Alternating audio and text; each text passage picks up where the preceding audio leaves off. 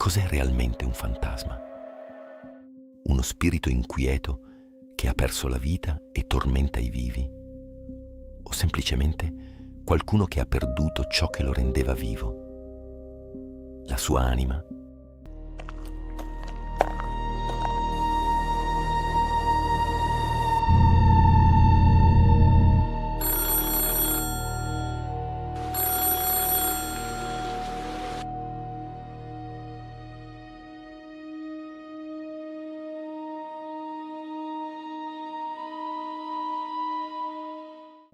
Ettore Valcani era un giornalista e si occupava per lo più di cronache del recente passato e di ambientazioni storiche, raccontando curiosità e miti ormai dimenticati. Scriveva per una rivista dedita all'arte e alla storia dei luoghi più interessanti del territorio italiano e non solo. Forse non era il lavoro che si aspettava di svolgere per tutta la vita, ma colse quell'occasione una volta conclusi gli studi. I giorni e gli anni passarono e ciò che era nato come un impiego temporaneo in attesa di un salto di qualità divenne infine la sua normalità. Un nuovo giorno e un nuovo articolo lo attendevano. Questa volta sarebbe stato accompagnato dalla nuova recluta del giornale, specializzata in fotografia, Livia Moretti. Per quell'incarico era la persona perfetta. Era una mattina d'autunno. L'estate afosa, ormai terminata da qualche settimana, era stata sostituita dalle nebbie e dall'umidità.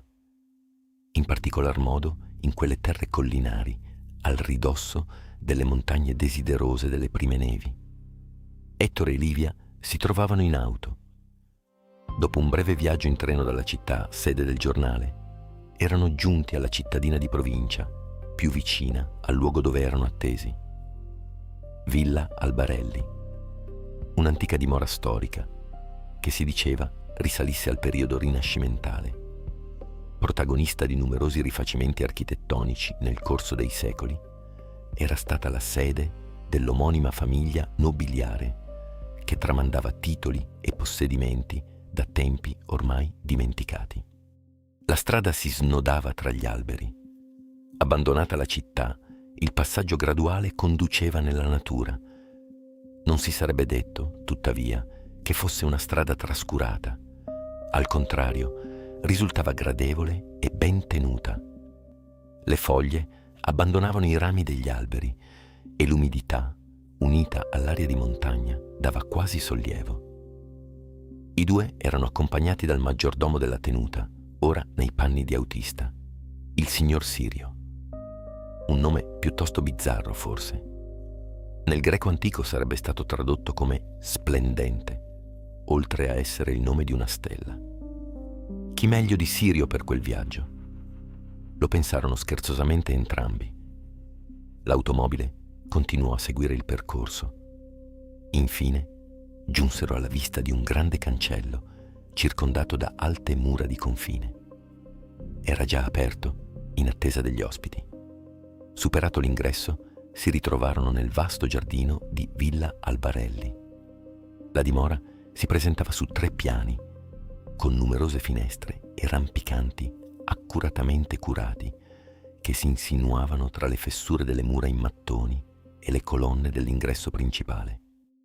Una breve scalinata conduceva al portico, dove una grande porta a 2 ante, massiccia e imponente, dominava l'intera proprietà.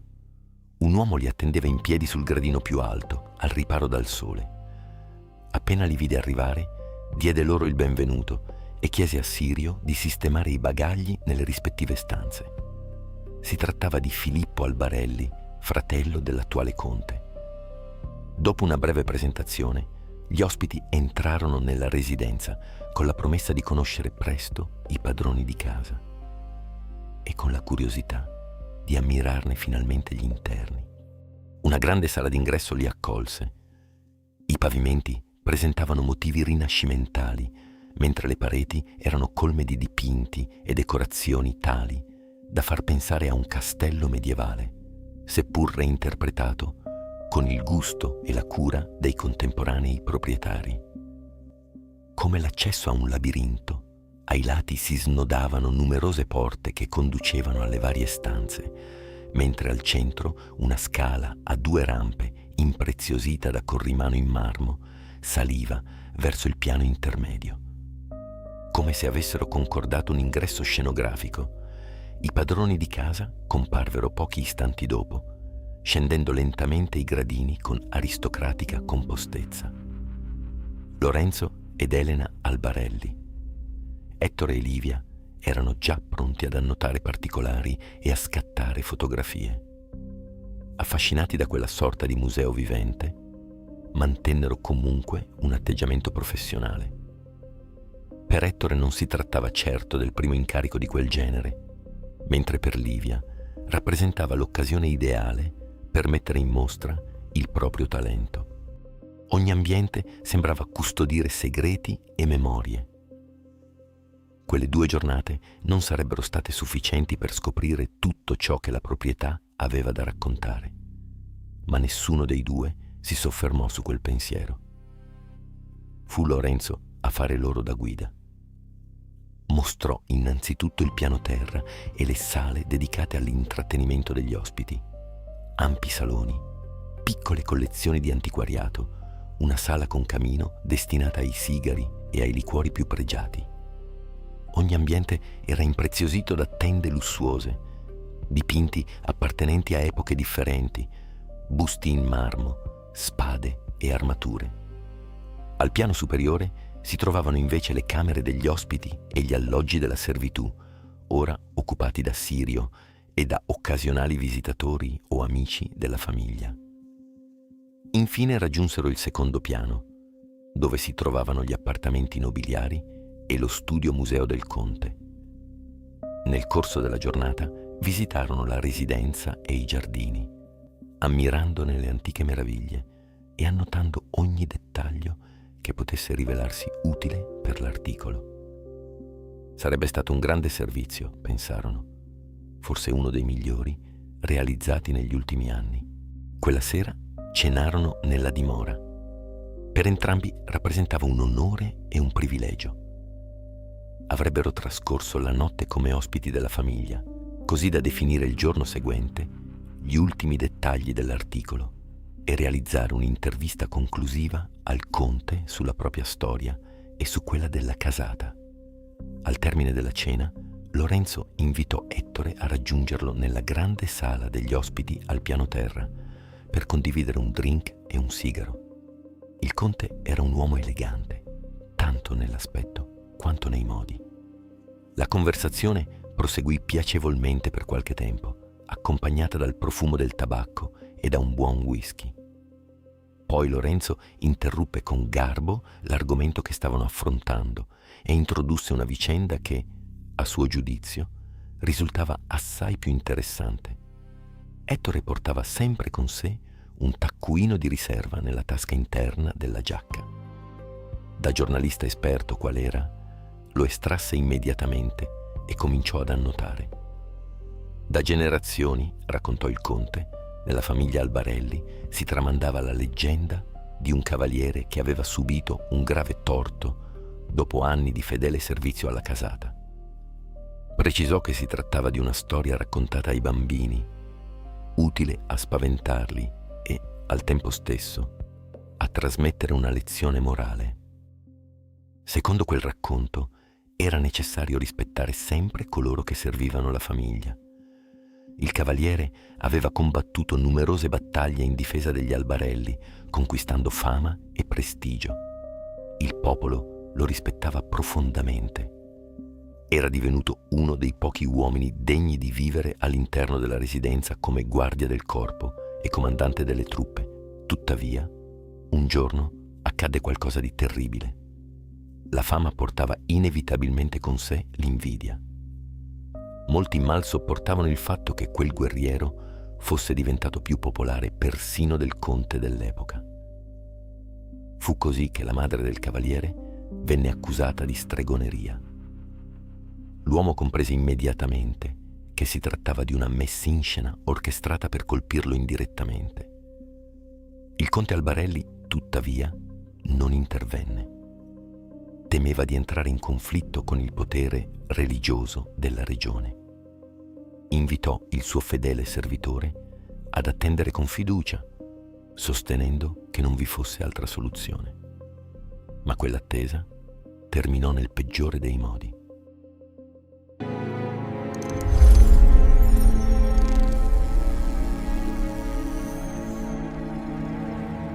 La donna morì sul rogo.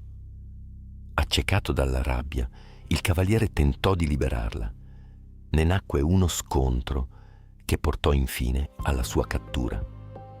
Il conte Albarelli, pur conoscendo la verità, temeva di perdere il proprio ruolo e di provocare tumulti. Fu così costretto a condannare quello che un tempo era stato un amico, un uomo che aveva frequentato persino la sua casa. Il cavaliere venne condannato insieme alla madre e poco prima della morte pronunciò parole colme di odio e disprezzo. Anni dopo, quando ormai tutto sembrava dimenticato, in una notte di pioggia, un uomo in armatura venne avvistato nei pressi della proprietà. Fu soltanto il primo di una lunga serie di episodi. Gli avvistamenti continuarono per anni, finché una notte quello stesso uomo in armatura entrò nella camera del conte e lo uccise. Poi scomparve. Da allora, concluse Lorenzo, la famiglia Albarelli aveva continuato a tramandare il racconto dello spirito inquieto del cavaliere. Secondo la leggenda, esso appariva ancora nei sogni dei discendenti del conte, come un eterno monito. Ettore rimase profondamente colpito da quella vicenda. Non si aspettava un racconto simile. Ne rimase affascinato e, da buon giornalista, intuì immediatamente che avrebbe suscitato grande interesse nei lettori, soprattutto tra gli appassionati del paranormale. Ringraziò Lorenzo per quella storia tanto suggestiva e gli chiese scherzosamente se ne avesse mai avuto realmente paura. Il conte rispose che si trattava soltanto di una leggenda. Forse conteneva qualche frammento di verità, ma lui non vi aveva mai creduto fino in fondo. Con la consueta cortesia salutò il proprio ospite e si ritirò nelle sue stanze. Ettore rimase ancora qualche minuto ad ammirare il camino acceso, riflettendo sull'articolo e su come strutturarlo al meglio. Mentre rientrava verso la propria stanza, scorse una figura nella penombra. Era Livia. La giovane gli confidò di non riuscire a prendere sonno in quella casa. Dormire in un luogo simile le sembrava piuttosto strano. Scherzando, i due si diressero verso un piccolo balcone del primo piano, desiderosi di rilassarsi e ammirare la natura illuminata dal chiarore della luna. Parlarono del materiale raccolto durante la giornata, degli sviluppi dell'articolo e delle ambizioni di Livia. Era una novizia, certo, ma sognava in grande. Ettore, quasi fosse un fratello maggiore, la incoraggiò, raccomandandole però di procedere sempre con umiltà e attenzione. Poi, all'improvviso, un urlo proveniva dal piano superiore. Il grido di una donna squarciò la notte. I due si precipitarono verso le scale e raggiunsero rapidamente l'ultimo piano. Lì trovarono Sirio. Era immobile davanti alla camera del conte. La porta era spalancata. Guardarono all'interno. La scena che si presentò ai loro occhi risultò difficile persino da descrivere. Investigatori, cosa hanno visto Ettore e Livia? Prima di continuare, lasciate un like e iscrivetevi al canale per supportarci. Grazie. Nella penombra si distingueva il riflesso di alcune lastre metalliche. Era un uomo in armatura. Ettore collegò immediatamente quella figura alla leggenda appena ascoltata. L'idea gli sembrò assurda, follemente assurda. Ma non ebbe il tempo di riflettere. Il cavaliere, con movimenti freddi e quasi innaturali, avanzò tra loro. Nessuno riuscì a fermarlo. Attraversò il corridoio e scomparve nell'oscurità. Elena giaceva svenuta accanto al marito. Probabilmente era stata colpita alla testa. Sul letto, invece, si trovava il corpo esanime di Lorenzo Albarelli. Da quel momento, Villa Albarelli avrebbe assunto un significato completamente diverso. Poco dopo giunsero gli agenti della polizia locale. Dalla città più vicina venne chiamato un investigatore incaricato di seguire il caso. Era un uomo di mezza età, piuttosto in forma in realtà. Rappresentava alla perfezione il classico investigatore dei romanzi polizieschi, fumatore incallito. Portava sempre una sigaretta nel taschino. Una volta estratta, appariva quasi sempre stropicciata e leggermente schiacciata.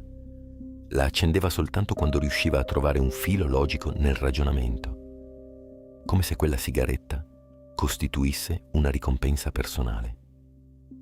Esaminò il luogo del delitto, osservò il cadavere.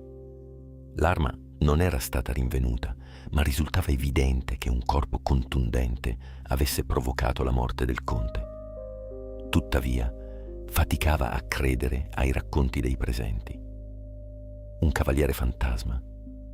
Una simile ipotesi gli appariva semplicemente ridicola. Nel frattempo, Elena Albarelli, dopo essere stata medicata, riprese conoscenza. Raccontò che un uomo in armatura aveva fatto irruzione nella stanza, aveva gridato, l'aggressore l'aveva colpita e subito dopo aveva perso i sensi. Ettore e Livia, invece, si trovavano al piano inferiore. Erano sul balcone vicino alle loro camere e osservavano il giardino quando sentirono l'urlo. Sirio si trovava negli alloggi della servitù. Filippo Albarelli, fratello della vittima, era invece nella propria camera, situata sul medesimo piano. I sospetti caddero inevitabilmente su di lui. Era infatti l'unica persona assente al momento del ritrovamento. Secondo l'ispettore Galilei, il movente poteva essere uno dei più comuni: invidia, vendetta, oppure il desiderio di ottenere l'intera eredità familiare. Eppure qualcosa non quadrava. Lo colpiva il modus operandi. Lo colpiva soprattutto la totale assenza di un alibi credibile. Sembrava tutto eccessivamente semplice, troppo semplice, come se qualcuno avesse desiderato indirizzare i sospetti verso una soluzione immediata.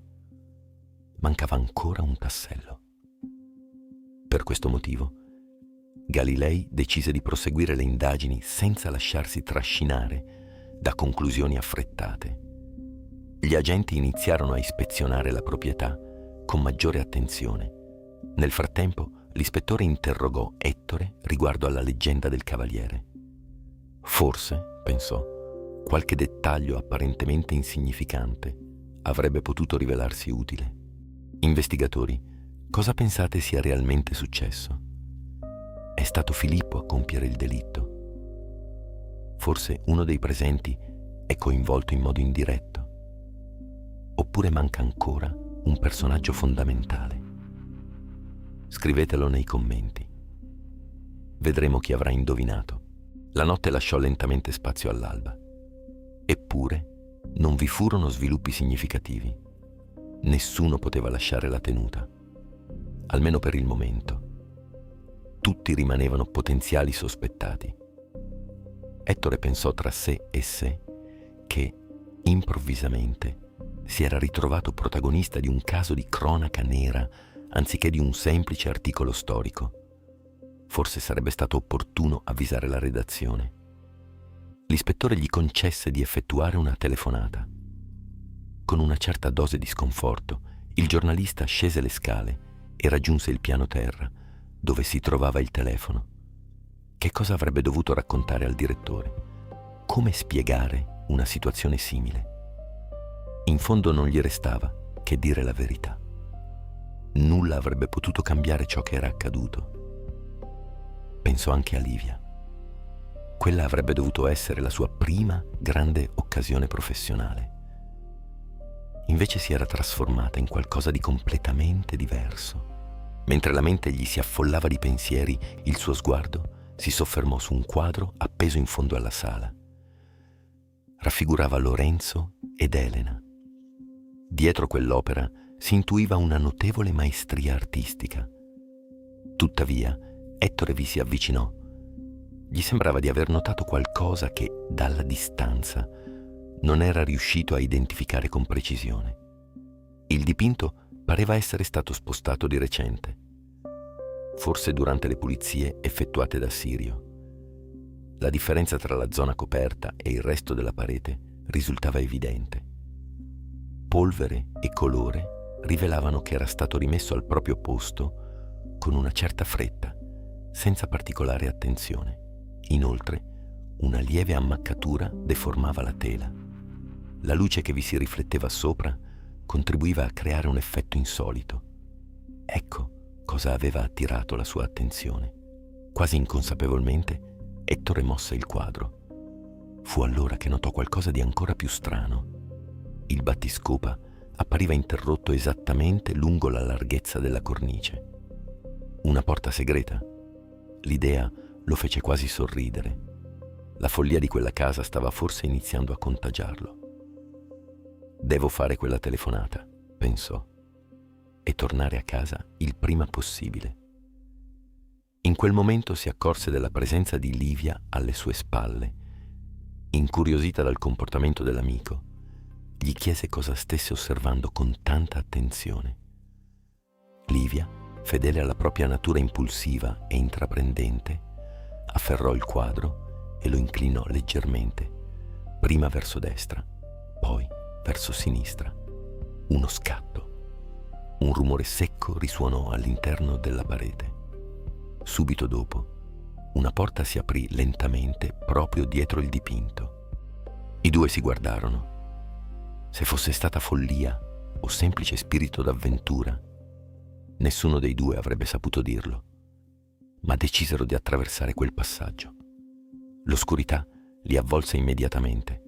In lontananza, tuttavia, brillava una debole fonte di luce. Davanti a loro si estendeva una scala in pietra. Sembrava molto antica. Scendeva a spirale verso un luogo ancora sconosciuto. Proseguirono con cautela, gradino dopo gradino, fino a raggiungere una vasta stanza illuminata dalla luce tremolante di una vecchia lanterna. Mobili antichi, libri, scudi, spade, uno scrittoio sul quale giacevano alcuni volumi aperti. Per qualche istante nessuno dei due parlò. Cosa stava accadendo? Che luogo era quello? Poi Livia urlò e fece un passo indietro. In fondo alla stanza, immersa nella penombra, era appoggiata al muro un'armatura completa. L'armatura del cavaliere fantasma sembrava immobile, priva di vita, eppure la sua presenza risultava inquietante. Le domande iniziarono a moltiplicarsi. Che cos'era quella stanza? Per quale motivo l'armatura si trovava proprio lì? Ettore, spinto dalla curiosità, iniziò a esaminare gli oggetti presenti, sfogliò alcuni libri, osservò documenti e vecchi appunti. Fu allora che scoprì il dettaglio più sorprendente.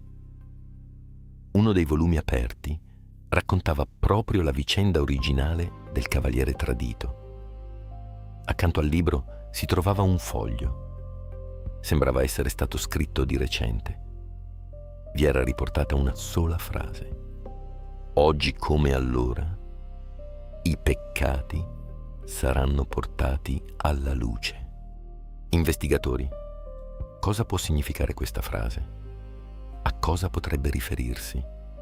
Scrivetelo nei commenti. I due lessero più volte quelle parole. Cercarono di attribuire loro un significato. Poi, improvvisamente, un rumore attraversò il silenzio della stanza, un sibilo, lungo e sottile. Istintivamente volsero lo sguardo verso l'armatura, ma essa rimase immobile. Un attimo dopo risuonò un altro rumore, questa volta più netto, una porta che si chiudeva. Fu allora che compresero la situazione. Erano rimasti intrappolati. Si precipitarono verso le scale, le risalirono rapidamente, ma i loro timori trovarono conferma. La porta era chiusa. Come uscirne? Il panico iniziò a insinuarsi nei loro pensieri. Tuttavia, sia Ettore sia Livia riuscirono a mantenere un minimo di lucidità. Se quella porta si era chiusa, Doveva necessariamente esistere un modo per riaprirla. Scesero nuovamente. Tornarono a esaminare la stanza. Cercavano un indizio, qualsiasi cosa. La serratura sembrava azionata da un meccanismo. Doveva esserci una leva, un pulsante nascosto, qualche sistema in grado di riattivarlo. Ettore ricordò che era stato proprio il quadro ad aprire il passaggio. Forse esisteva un secondo meccanismo collegato alla stessa struttura, ma non vi erano altri quadri. Mentre osservava la stanza, notò però uno stemma della famiglia Albarelli. Era fissato alla parete proprio dietro l'armatura. L'idea non gli piacque affatto. Avvicinarsi a quella figura metallica gli provocava una crescente inquietudine. Tuttavia non avevano alternative. Sembravano topi in trappola. Livia lo incoraggiò. Ettore si fece coraggio. Lo stemma era collocato alle spalle dell'armatura. Avanzò lentamente, poi ancora un passo e un altro. Infine allungò il braccio dietro la corazza. Tutto sembrava immobile, silenzioso. Posò la mano sullo stemma. Ci sono quasi, pensò. Con decisione lo spinse verso il muro. Un rumore provenne dall'alto. La porta si era aperta. Per un attimo i due si sentirono salvi. Ettore abbracciò Livia. Finalmente potevano uscire, ma proprio mentre si preparavano a risalire le scale, un rumore metallico riecheggiò alle loro spalle. Il sangue si gelò nelle vene. L'armatura si era mossa. Prima un passo, poi un altro. I due, terrorizzati, si precipitarono su per la scala. Alle loro spalle la figura metallica continuava ad avanzare, passo dopo passo, senza fretta, senza esitazioni. La luce proveniente dall'apertura appariva sempre più vicina. L'uscita era ormai a pochi metri. L'inseguitore era quasi riuscito a raggiungerli. Con uno scatto disperato sbucarono dal passaggio segreto e si riversarono nella grande sala d'ingresso. Davanti a loro si trovavano l'ispettore Galilei e alcuni agenti. Li stavano cercando. Erano scomparsi da oltre un'ora e la cosa aveva iniziato a destare più di una preoccupazione. Ma proprio in quell'istante la figura corazzata emerse dal passaggio nascosto. L'ispettore non ebbe nemmeno il tempo di chiedere spiegazioni. Si ritrovò improvvisamente faccia a faccia con quello che sembrava il fantasma di Villa Albarelli. Il panico si diffuse nella sala. La sagoma avanzò verso i poliziotti. Alcuni arretrarono, altri rimasero paralizzati. Galilei, tuttavia, non era disposto a lasciarsi impressionare da storie di fantasmi. Estrasse la pistola e intimò alla figura di fermarsi. La scena appariva surreale. Approfittando della confusione, Livia si mosse senza attirare l'attenzione. Con un rapido movimento colpì lateralmente una gamba dell'armatura. La figura perse l'equilibrio e cadde in avanti. Gli agenti si lanciarono immediatamente su di essa. In pochi istanti riuscirono a immobilizzarla. Attirati dal trambusto, raggiunsero la sala anche Elena, Filippo e Sirio. Era arrivato il momento di scoprire l'identità del presunto fantasma. Dopo aver verificato che nessuno potesse intervenire, Galilei ordinò ai presenti di rimanere immobili. Poi si rivolse a Ettore e Livia. I due raccontarono rapidamente quanto accaduto nel sotterraneo e descrissero la stanza nascosta che avevano scoperto. L'ispettore ascoltò in silenzio, infine impartì un ordine. Bisognava togliere l'elmo. Quando il volto venne finalmente rivelato, negli occhi di Sirio comparve una profonda tristezza. Con voce tremante pronunciò un nome: il signorino Enrico. L'uomo nascosto nell'armatura era Enrico Albarelli, il terzo figlio della famiglia. Per alcuni istanti nella sala regnò il silenzio. Poi Elena esplose in un moto di rabbia e iniziò a insultarlo. Galilei riportò immediatamente l'ordine. Prima di procedere all'arresto, desiderava conoscere tutta la verità. Ormai non esistevano più vie di fuga. Enrico era il principale sospettato e probabilmente il colpevole. Dopo qualche istante d'esitazione, l'uomo iniziò a parlare. Le sue prime parole furono rivolte a Sirio. Si scusò per il dolore che gli aveva causato. Non avrebbe mai voluto trascinarlo in quella vicenda. Lo ringraziò per tutto ciò che aveva fatto per lui quando era ancora un bambino. Poi il suo volto cambiò espressione. La rabbia prese il sopravvento. Secondo il suo racconto, Lorenzo Albarelli era responsabile della morte del padre, Vittorio Albarelli. L'anziano conte non era morto improvvisamente, era stato consumato lentamente, goccia dopo goccia, attraverso medicinali che nessuno aveva mai chiarito fino in fondo. A tutto ciò si erano aggiunte continue insinuazioni, parole velenose, dubbi, paure. Lorenzo aveva alimentato quei pensieri per anni. Vittorio invecchiava rapidamente, era anziano, certo, ma il suo declino appariva innaturale, sempre più veloce, sempre più inspiegabile. Il sogno dell'anziano conte era semplice. Desiderava dividere il patrimonio familiare tra i 3 figli. Riteneva che i tempi dell'aristocrazia fossero ormai finiti. Non voleva più un unico capofamiglia. Desiderava che tutti avessero le stesse opportunità, la stessa ricchezza, la stessa libertà. Galilei lo interruppe. Domandò se tutto quello fosse nato per una questione economica, per un'eredità, per il denaro. Enrico negò con forza. Gridò che non era mai stato quello il motivo. Ciò che non riusciva a perdonare era la distruzione degli ideali del padre e soprattutto la sua morte.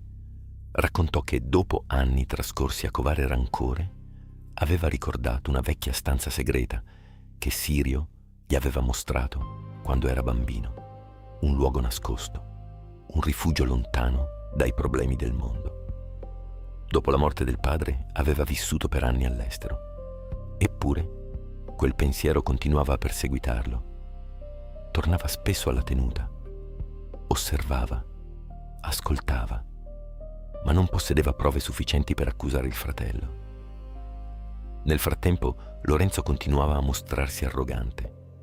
Le sue parole sprezzanti nei confronti dei fratelli e persino del padre defunto non facevano altro che alimentare il rancore. Un giorno, rifugiatosi nuovamente nella stanza segreta, trovò un antico volume. Iniziò a leggerlo. Era il racconto originario della leggenda del Cavaliere Fantasma, la stessa storia che aveva ascoltato da bambino, più volte di quanto riuscisse a ricordare. Fu allora che il suo sguardo cadde sull'antica armatura custodita nella stanza e qualcosa cambiò. L'oscurità che per anni aveva abitato i suoi pensieri trovò finalmente una forma. Decise di trasformarsi lui stesso nel fantasma. Avrebbe impersonato quella leggenda. Avrebbe riportato giustizia alla famiglia. Così, almeno credeva. Finse di partire per un lungo viaggio. Attese il momento opportuno. Poi agì. Ma commise un errore. Non aveva previsto la presenza di 2 estranei nella tenuta. 2 persone guidate dalla curiosità. 2 persone che avevano scoperto il passaggio segreto, la stanza nascosta e il luogo dove aveva trovato rifugio. Per un attimo il silenzio tornò a riempire la sala. Galilei osservò l'uomo, poi abbassò lentamente lo sguardo. Non vedeva davanti a sé un fantasma, non vedeva nemmeno un giustiziere. Vedeva soltanto un uomo che aveva permesso all'odio di divorarlo. Gli agenti si avvicinarono. Le manette scattarono ai polsi di Enrico. La vicenda era conclusa. O quasi. Nei giorni successivi, Ettore e Livia affittarono un appartamento nella cittadina vicina. Portarono a termine il lavoro per cui erano arrivati. Ma il risultato finale fu molto diverso da quello che avevano immaginato.